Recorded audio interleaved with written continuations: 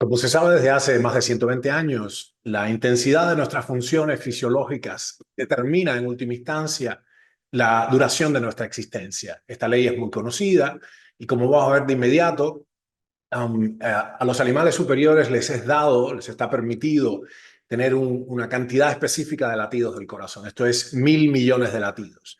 Estos 1.000 millones de latidos pueden ocurrir, como el caso de los dos animalitos que ven, el bluebird, el robin y la tortuga, pueden ocurrir en cantidades muy limitadas de tiempo o más extensas. Esta diferencia, este diferencial o delta entre la longevidad máxima de diferentes especies, siendo el caso de que tienen un número fijo de latidos que pueden disfrutar, 1.000 millones de latidos. Para los humanos es más, nos salimos por muchas razones interesantes que ya veremos, nos salimos de esa tabla. Esta diferencia implica que si pudiéramos manipular artificialmente la cantidad de latidos o el ritmo cardíaco, y que está a su vez atado al gasto metabólico, podríamos entonces manipular la longevidad máxima de una especie en particular y la que nos interesa más, que es la nuestra. Esto es lo que explica la diferencia de los famosos años de perro, ¿no? De dog years, y es simplemente la diferencia en la tasa metabólica. La intensidad metabólica, como ves acá en esta imagen que pongo, con un conocido actor y su perro, hace a la diferencia y la inaplicabilidad de muchos de los experimentos que son exitosos entre animalitos a la especie humana. Más de esto en un minuto. El objetivo nuestro hoy, el objetivo es muy específicamente iniciarte en un camino de conocimiento cuyo beneficio inmediato es que tu vida mejora en calidad y eventualmente mejora en cantidad. Esto es quizás una de las cuestiones más interesantes en toda la biología. Sin dudas, hay otros problemas muy interesantes, la biología tumoral, la biología esencialmente cerebral, o sea, el fundamento biológico de la inteligencia, pero hoy vamos a dedicarnos concretamente a esta ley maravillosa que rige o determina la longitud de la existencia de los animales, ¿no? Incluyendo la bestia que eres tú y que soy yo. Va. Considera esta foto mía, esta es una foto de cuando yo tenía 42 años, allá lejos y hace tiempo en mi laboratorio, y compárala ahora con una foto de apenas 9 o 10 años más tarde, creo que 9 como mucho, donde claramente hay una diferencia. Esto es, debo decir, a guisa de aclaración, no de justificación, sino para que entiendas el contexto.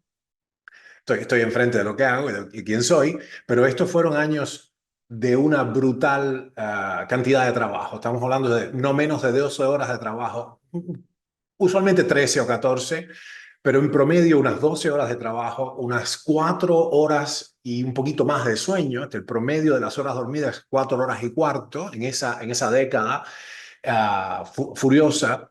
Y además otras muchas cosas, algunos errores, por ejemplo, qué sé yo nunca en mi vida había bebido alcohol y en esa década bebí, esos 9 años sin duda bebí, y como yo no hago nada a medias, bebí bastante. Por supuesto, la justificación es que yo sé lo que hago, puedo parar cuando quiero, etcétera. Esto es un mal método, ciertamente es un mal método. Bueno, pero ahí lo tienen. Esta es la diferencia, entonces, veámoslo una vez más, entre un individuo a una edad y ese mismo individuo unos años más tarde.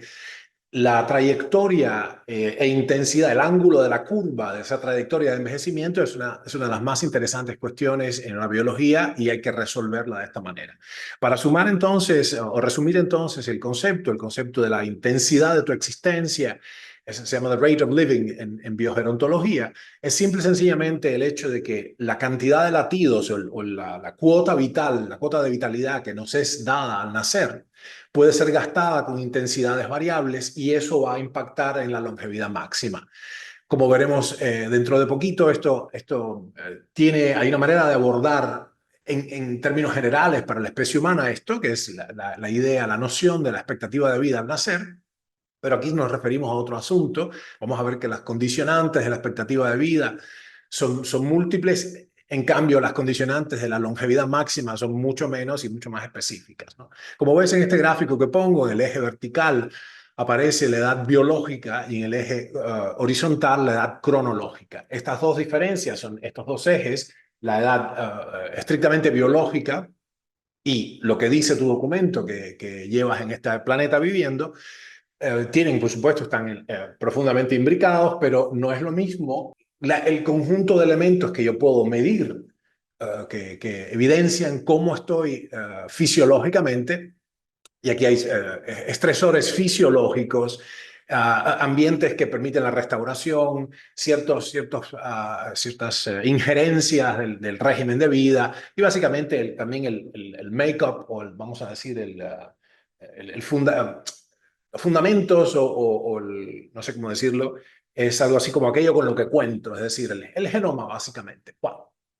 Esencialmente acá tenemos esta diferencia y como ves, la línea media de mi gráfico presenta si puedes desacelerar o acelerar el proceso de envejecimiento, ¿no?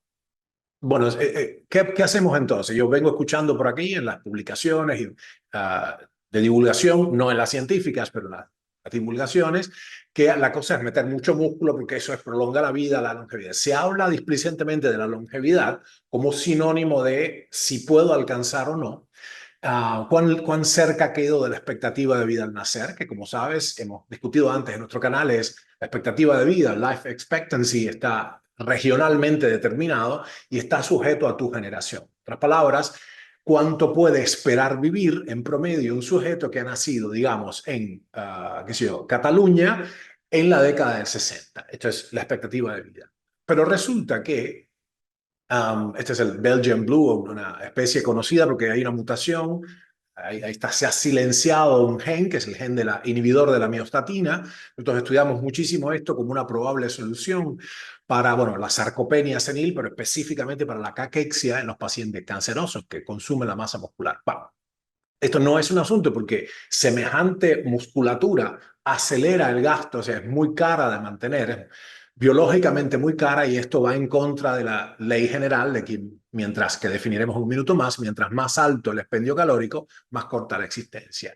¿Y qué tal los otros estímulos? Todo lo que se ha creado en boga en los últimos 7 años, bueno, los baños helados, el sol, el exponerse al sol intensamente, qué sé yo, usar diferentes estímulos como desde la radiación misma hasta, qué sé yo, venenos de abejas y otras muchas cosas. Fantástico, estas cosas tienen un rol para vitalizar al sujeto y ciertamente pueden frenar en seco algunas patologías. Al mismo tiempo, ya sabemos por otros asuntos en medicina espacial y otros áreas de interés de mi laboratorio, que si tú pones a un grupo de individuos experimentalmente en una suerte de jaula de Faraday, es decir, completamente aislados de las radiaciones cósmicas, dejan de crecer, viven menos. Si los pones en el cosmos en condiciones de microgravedad, que está muy estudiado en humanos, hay inmediatamente un deterioro osteomioarticular, hay debilitamiento, acortamiento, sarcopenia, osteopenia, etcétera, de inmediato. Quiere decir que un grado de oposición del ambiente es necesario, pero también se sabe. Acá dejo puntualizado que está más que establecido que la radiación solar es un factor de envejecimiento de la piel. Concretamente, los rayos UV dan cuenta del 80% de los estresores que envejecen la piel. Esto es un hecho. Después les voy a pasar en un minuto más la referencia. Lo podemos ver juntos. El paper es reciente, está muy claro. Pero déjenme aclarar entonces que los puntos que vimos ahora con respecto a la edad biológica. La primera cuestión es que tu edad cronológica es el número de años que has vivido, en tanto que tu edad biológica está determinada por el estado funcional de tu cuerpo. Piensa un minuto, que también estoy pudiendo funcionar. Y esto lo medimos por una serie de marcadores moleculares y fisiológicos, que si tengo, por ejemplo, un espirómetro ahí, y además el grado de metilación del ADN. Esto lo ideó Steve Horvath, que es uno de los biogerontólogos vivos más avanzados y más, yo pienso, de los más comprometidos, los más serios, juntos con Aubrey de Grey y otros. Este es un tipo serio. De hecho, el reloj de Horvath, que lleva su nombre, lo que mide es justamente la cantidad, la acumulación de metilación del ADN.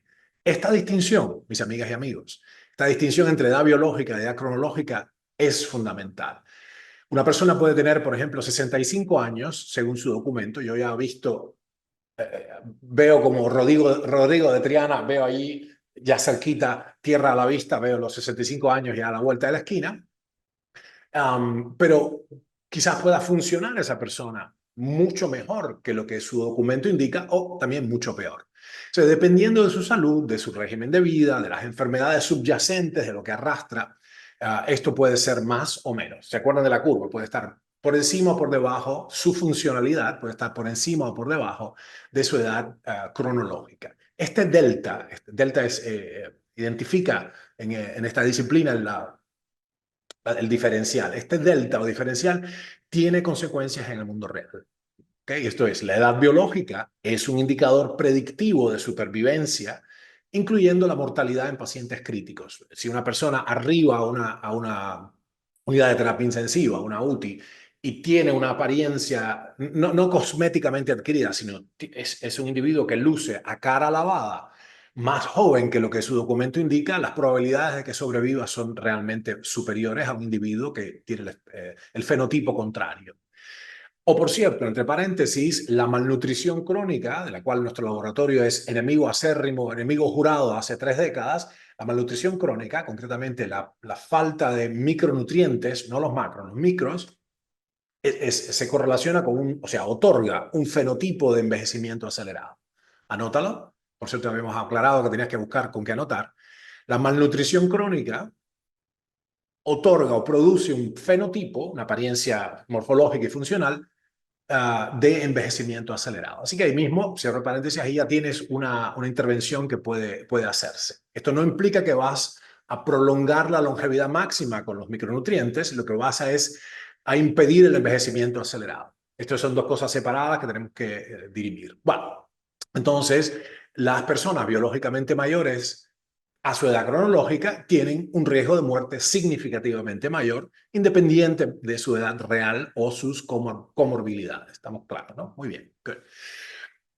Uno de los pioneros de las soluciones que más cercanas a nuestra comprensión es Roy Walford. Acá lo pongo, el doctor Roy Walford. Como ven, un pionero en el biogerontológico y bueno, uno de el capitán, digamos, médico de la expedición de Biosfera 2, que como saben hemos hecho mucho al respecto. Bueno, un individuo excepcional, lamentablemente, trágicamente fallecido por esclerosis lateral amiotrófica, que pudo patear hacia adelante unos buenos 20 y pico de años, piensa él y sus familiares, gracias a la restricción calórica. Pero como ven acá, esto es parte de su investigación, la restricción calórica severa y vitalicia produce estos increíbles incrementos en la longevidad máxima de las especies murinas, un modelo murino o de los roedores.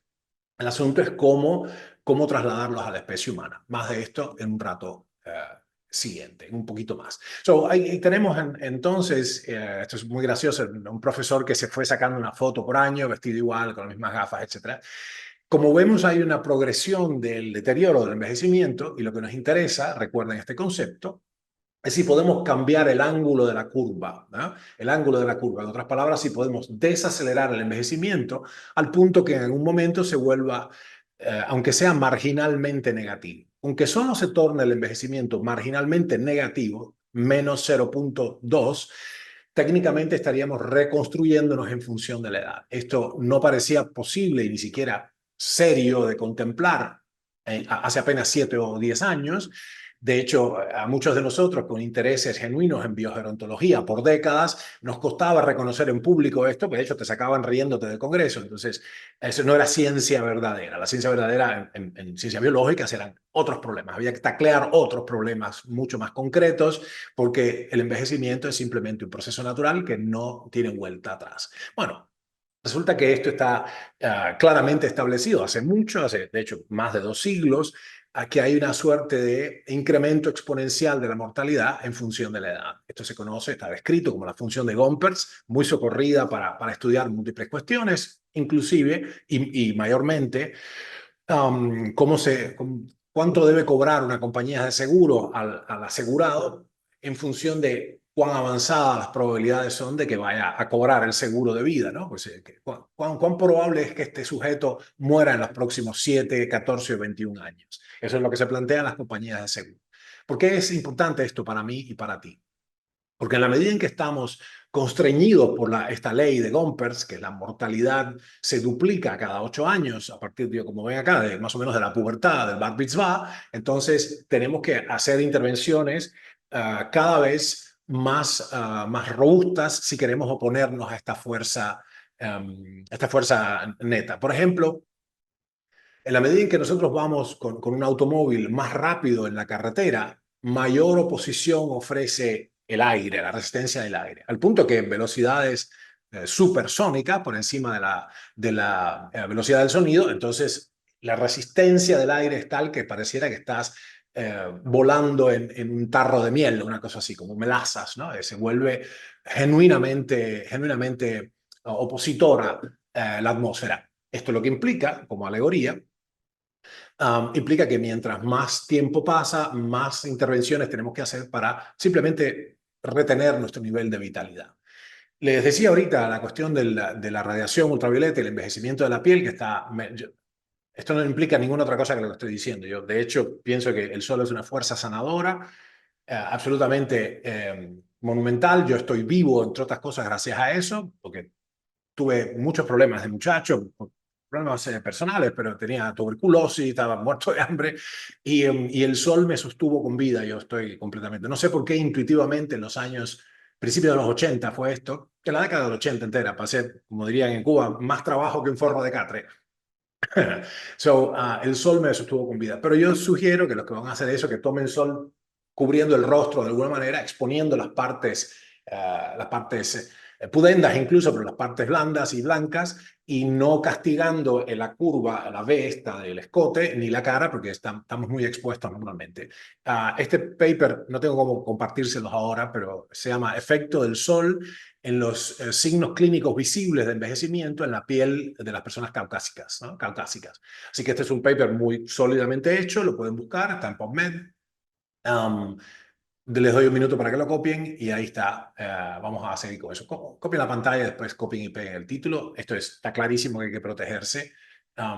Y yo no sé si habrán visto que pareciera, al menos pareciera ser que esto se llama envejecimiento retrospectivo, pareciera ser que en otras épocas la gente recientes, apenas 2 generaciones atrás, la gente envejecía más rápido. Algo de esto parece ser cierto, pero en algunos casos es un poco una ilusión. Hay que ver qué aspectos ahí sociales, nutricionales, etcétera, están jugando, ¿no? En todo caso, viene mejorando de manera dramática en el último siglo la probabilidad de permanecer con vida hasta los 80 y pico, y eso tiene mucho mérito para la población en general. Ahora estamos hablando, acá nos interesa, como ven, esta es la expectativa de vida entre 1940 y 1921 en la península ibérica, España y Portugal. Y esto, obviamente, este slump que ven acá es la guerra del 40, bueno, todo esto está muy claro. Y esta curva hacia abajo acá coincide con el 2020, no sé por qué será, de pronto se patinó para acá esto abajo. Bueno, anyways, una cosa muy rara y como ven, no es la misma, la pendiente de la curva no es la misma en 2020 en España que en Portugal, cuando en realidad el clima es el mismo y esencialmente la dotación genética es la misma, lo que no eran iguales fueron las conductas de salud pública, ¿no?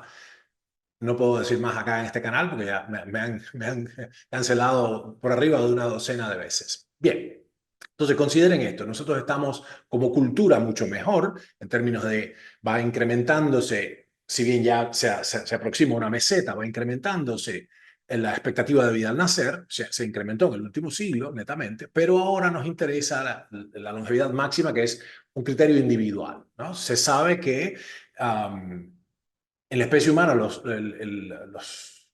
digamos, los lapsos más altos registrados están en torno a los 120 y pico de años, 123, como Jean Calment y otras, bueno, conocen esto, certificadamente, realmente que hayan vivido hasta los 120 y tantos años, y esa es la longevidad máxima posible teórica de la especie. ¿Qué nos va a pasar a ti y a mí? Va a depender de otras intervenciones. Bueno, vamos a definirlo entonces. La teoría que digamos, descrito hoy es la teoría que se conoce como la teoría de la intensidad de la existencia. En realidad esto es mi traducción al castellano, sería del rate of living, o sea, el apuro de vivir sería de alguna manera, ¿no? ¿Cuán apurado es tu paso por la vida? En términos metabólicos, ¿se entiende? Cuya expresión externa es la frecuencia cardíaca, ¿eh? Y la temperatura basal, también el consumo de oxígeno, etcétera. Y la expresión es esta, la longevidad máxima es inversamente proporcional al gasto energético. Anota, por favor, la longevidad máxima es inversamente proporcional al gasto energético. Entonces se conoce como la ley de la L, que es mientras más alto el gasto energético, más corta la vida. Y si se puede para una misma especie, un grupo de individuos, bajar el gasto energético, manipular la intensidad de la existencia, entonces se prolonga la vida y es por eso, y esto explica muchos de los éxitos experimentales en biogerontología. Mi formulación, esto es mi formulación matemática, es muy sencillo, es L presenta la longevidad máxima, L max es inversamente proporcional, o sea, proporcional inversamente al expendio calórico total, ¿no? E sub X. L max es proporcional al inverso de E sub X, es expendio energético, ¿no?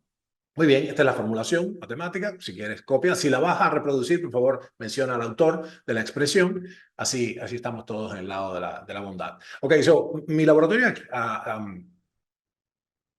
examinado esta cuestión en múltiples especies, incluyendo la humana, y hemos, de alguna manera, por serendipia, nos hemos tropezado con unas interesantes observaciones en la especie humana, en una etnia en particular. Esto no hay con qué darle, se ha evaluado la hipótesis propuesta por Rubner en 1908, la primera vez, de la cuestión relacionada con el tamaño de los animales, la frecuencia cardíaca y la longitud de la existencia. Una especie muy conocida que también hemos con fruición observado es la de los Galápagos, que acá tienen entonces una especial paraíso para no fallecer y lo que observamos acá a lo largo de múltiples jornadas es que la frecuencia respiratoria era más o menos 4 por minuto, 4 inhalaciones, o sea, 4 ciclos respiratorios por minuto.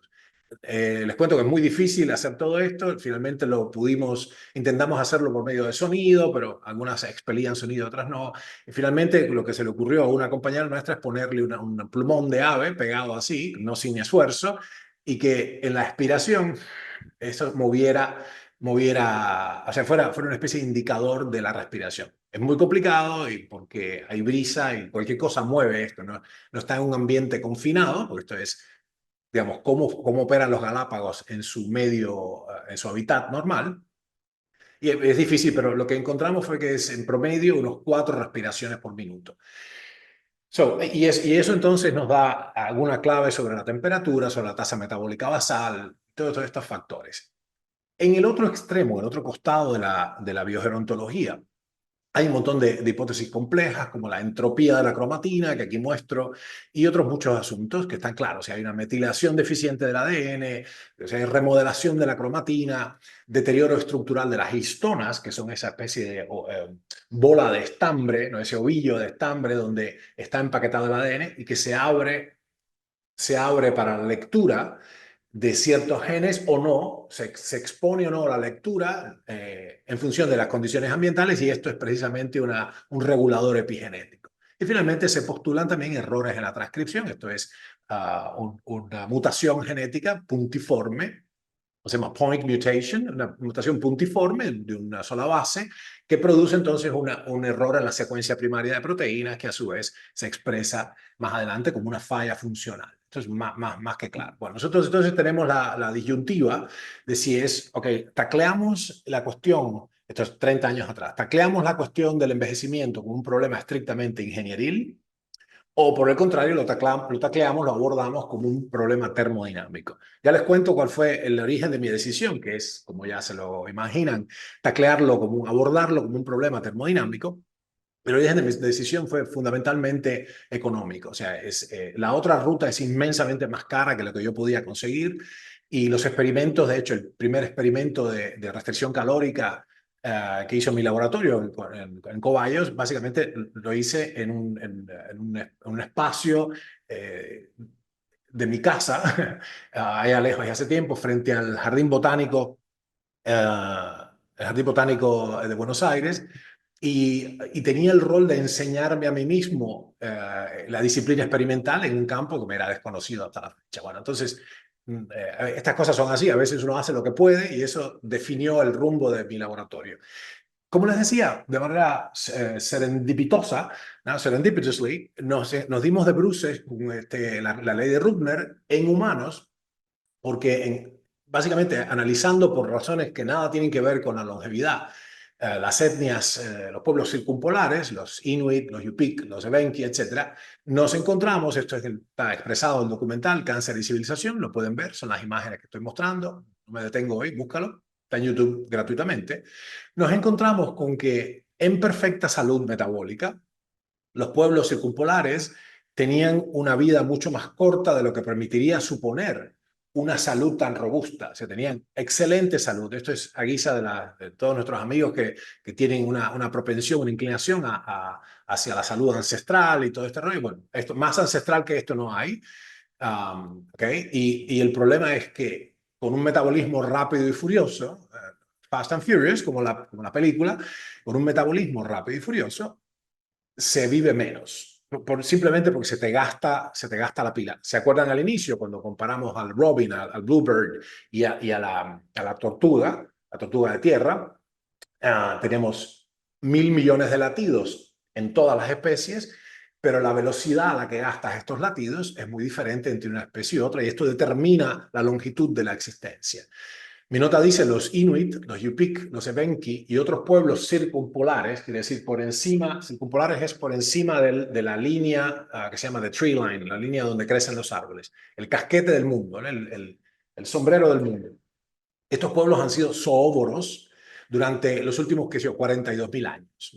Si solo comen animales. La razón de esto es que no crecen plantas de esa línea para arriba, sin sufrir por ello ni cáncer, ni enfermedad cardiovascular, ni diverticulitis, ni ninguno de estos problemas, ni diabetes, qué sé yo, ingeniándoselas para morir en perfecta salud entre los 48 y los 63 años. Esta observación se mantuvo constante en numerosas investigaciones de diferentes autores y expediciones. William Stefansson, la expedición de Thule, muchas, nuestra propia pesquisa, hasta más o menos 1920. Después, cuando la ingresa la dieta tradicional, se deteriora el perfil de salud de los pueblos circumpolares. Pero fíjate qué cosa, perfecta salud metabólica,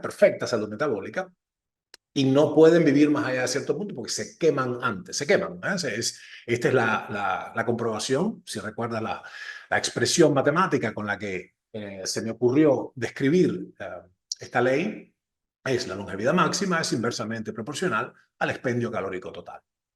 Muy fácil de entender por qué.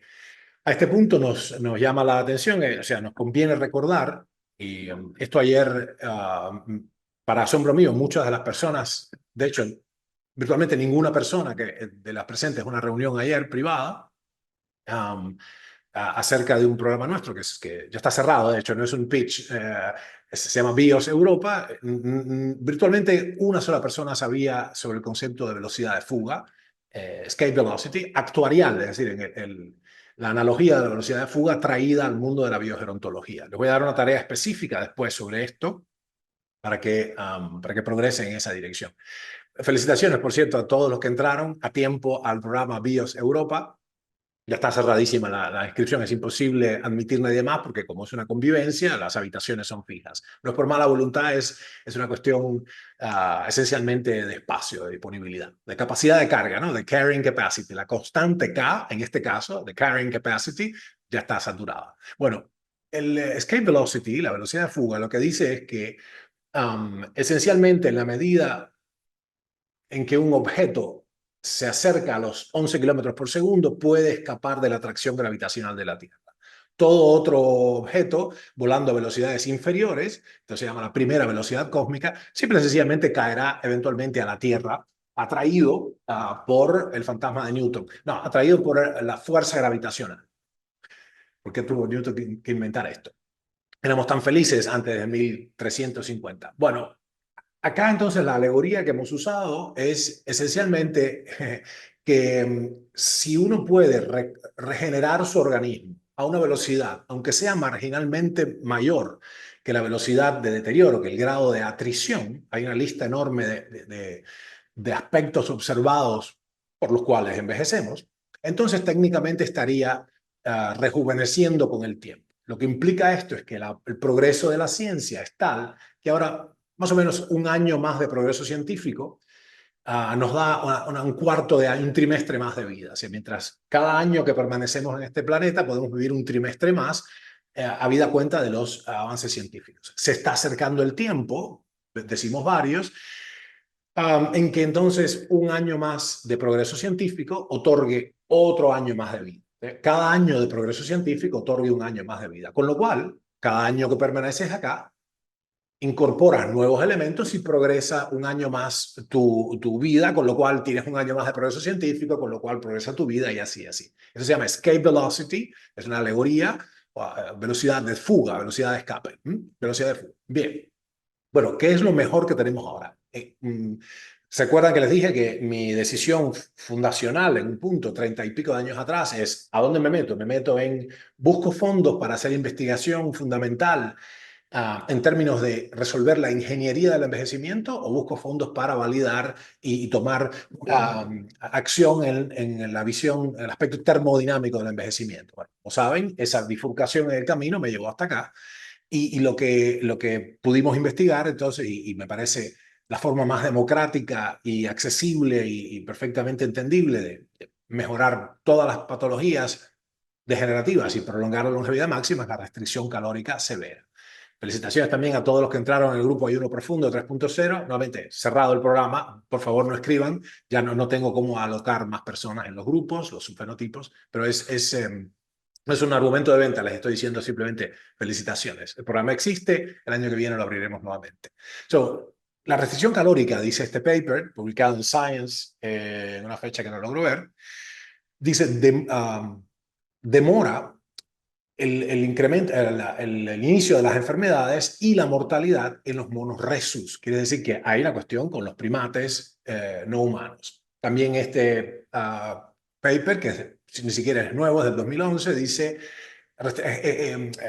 examina la restricción calórica en primates no humanos, ¿no? Esto es decir, que está resuelto esto, es claramente una ruta para todos nosotros. Tú que estás acá, yo que estoy de otro lado. Ahora, lo que tienes que entender y un poco digamos, una de las más claras distinciones a este respecto es que sin autofagia la restricción calórica es inútil. Esto lo hemos comprobado experimentalmente, porque si a los grupos experimentales bajo restricción calórica se les bloquea de alguna manera la autofagia, esto se logra por medios farmacológicos, que tengo acá, con hidroxicloroquina, por ejemplo, o como hicimos en su momento, muchos años atrás, 28 años atrás, con el uso de aminoácidos ramificados, específicamente isoleucina. En un minuto más les muestro. En nuestra especie, y aquí lo que tienes que saber, en nuestra especie, llegar siquiera a establecer la autofagia, olvídate de progresar, establecer la autofagia, requiere ayunos absolutos de entre 72 y 96 horas. Esto es una cosa así, demostradísima, no hay, ni siquiera es un debate. Así que todo lo otro que ustedes escucharon en publicaciones de moda o notas periodísticas o tips de algún Instagramer, o sea, no tienen idea de qué están hablando. No hay posibilidad ninguna real de autofagia que tiene un conocido efecto restaurador con menos de 76, 72, incluso 96 horas continuas, back to back to back to back, ¿no? de ayuno total, de completa inanición. Este proceso es exquisitamente sensible a las moléculas nutricionales, con lo cual todo invento de poner café con aceite de coco, este tipo de cosas, o aminoácidos ramificados para en el ayuno, como soy tan inteligente, no pierdo masa muscular, bueno, esta estupidez te cuesta la autofagia, te cuesta el ayuno entero. Pasaste hambre por gusto, ¿ok? En especial, la autofagia es sensible a aminoácidos ramificados y vitaminas, ¿no? Inhibir farmacológicamente la autofagia anula los beneficios de la restricción calórica. Let that sink in. Inhibir farmacológicamente la autofagia anula los beneficios de la restricción calórica. Por ejemplo, la adición, como dije ahorita, de isoleucina, 5 miligramos por kilo de peso cada 12 horas, bloquea la autofagia en roedores y ajolotes. Quod erat demonstrandum, ¿ok? No hay con qué darle. Esto ya está resuelto, lo hemos visto. Resumamos entonces la hipótesis que decíamos y es manténlo como emblema mental. La cuestión es, usando como marcador la frecuencia cardíaca, yo sé que ahora surgen intervenciones, ya los escucho telepáticamente maquinar, se me ocurre cómo mejorar esto, lo vamos a discutir ahora en el diálogo.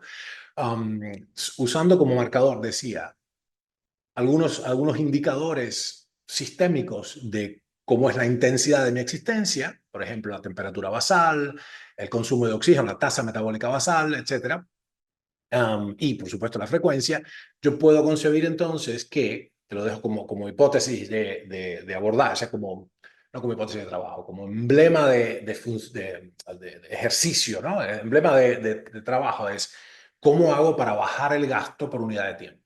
¿Cómo hago para bajar el gasto calórico total y con ello prolongar la batería de mi unidad central? ¿Se entiende esto? Bueno, ojalá que sí.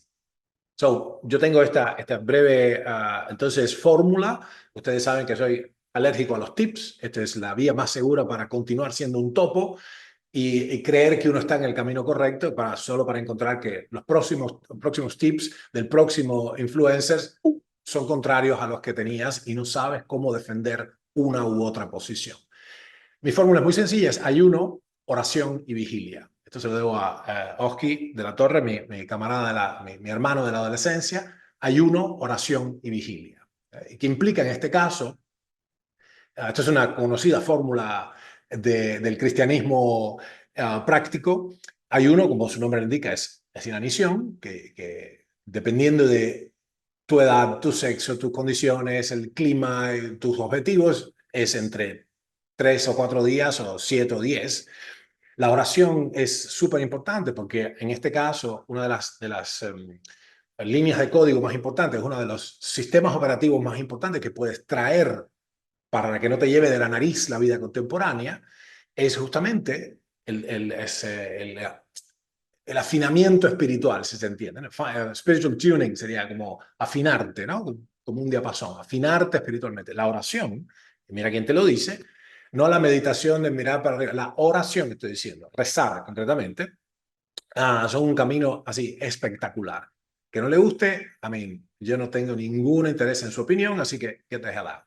Y la vigilia implica un cierto grado de conciencia, una cierta atención, y un cierto estudio sistemático de la cuestión que estamos ponderando y de uno mismo. El primer objeto de estudio tiene que ser uno mismo. Entonces, el ayuno, la oración y la vigilia son un recurso inmediato para empezar y créanme que lo he pensado durante décadas, sé por qué estoy diciendo esto, sé a dónde voy y en lugar del tip tal o más cual, poner los pies en remojo y ponerte una pelota de hielo acá, o whatever it is. No, no, todo esto no le llega a los talones a la fórmula que les acabo de dar. Ayuno, oración y vigilia. Y podríamos traducirlo de alguna manera, vigilia como estudio, en este sentido, y el estudio empieza por el estudio de uno mismo, inmediatamente entonces es un estudio sistemático, profundo, metodológicamente correcto de la materia en cuestión, que es cómo prolongar la vida humana.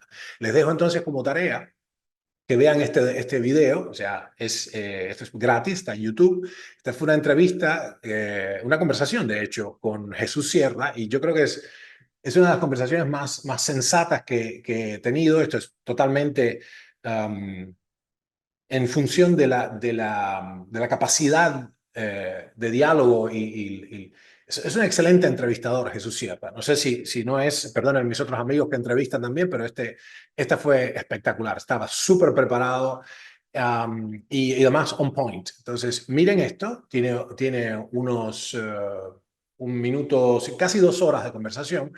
Pero si ustedes no comprenden y no le dejan tiempo, ¿qué dijimos? No es el tip A, B o C, es el estudio. Si ustedes no profundizan con esto, simplemente van a estar perdidísimos y probablemente no tomen la acción correcta. Bueno, vamos a esperar unos minutos, o yo voy a esperar un par de minutos para que ustedes escriban las preguntas en la sección de Q&A, preguntas y respuestas, y ustedes entonces pueden con esto hacer una pregunta que les pido que sea, número 1, on point, sobre este tema, no sobre otros, y segundo, sucinta, es decir, un par de líneas y no un párrafo. Esto no es un espacio de consulta tampoco, así que nos vemos en brevísimo para el Q&A.